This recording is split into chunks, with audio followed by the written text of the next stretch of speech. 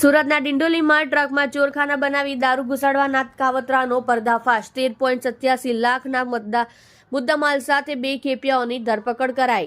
સુરત શહેરના in charge police commissioner Wabang જામી દ્વારા સુરત શહેર વિસ્તારમાં પ્રોહિબિશનની પ્રવૃત્તિ નેસ્ત નાબૂદ કરવા માટે આપેલ સૂચના અન્વયે ડિંડોલીના પોલીસ ઇન્સ્પેક્ટર આરજે ચુડાસમા તથા પીએસઆઈ એલએચ મસાણીએ સર્વેલન્સના સ્ટાફને સાથે રાખી ડિંડોલી વિસ્તારમાં પેટ્રોલિંગમાં સઘન બનાવ્યું હતું। પીઆઈ આરજે ચુડાસમાને ખાનગી રાહે બાતમી મળી હતી કે એક લાલ રંગનો ટાટા કંપનીનો 1109 મોડલનો ટ્રક કે જેનો રજિસ્ટ્રેશન નંબર GJ05801240 છે તેમાં મોટી માત્રામાં દારૂનો જથ્થો ભરી લાવવામાં આવી રહ્યો છે। આ ટ્રક કડોદરાથી ડિંડોલી કેનાલ રોડ ઉપર મધુરમ સર્કલ નાકા પોઈન્ટ પાસેથી નીકળનાર છે।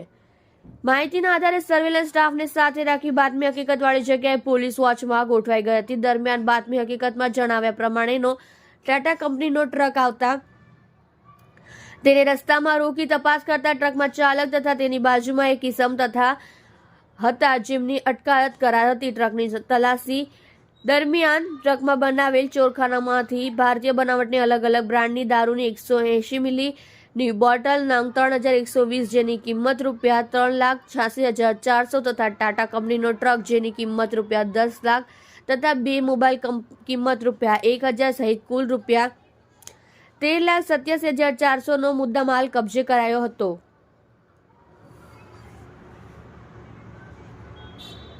દારૂના જથ્થા બાબતે પૂછપરછ કરતા ટ્રક ચાલક નરેન્દ્ર નાગપુરે જણાવેલ કે આ દારૂનો જથ્થો રાજુભાઈ રહેવાસી શાદા જેનું પૂરું નામ સરનામું ખબર નથી એ ટ્રકના ચોરખાનામાં ભરાવી આપેલ છે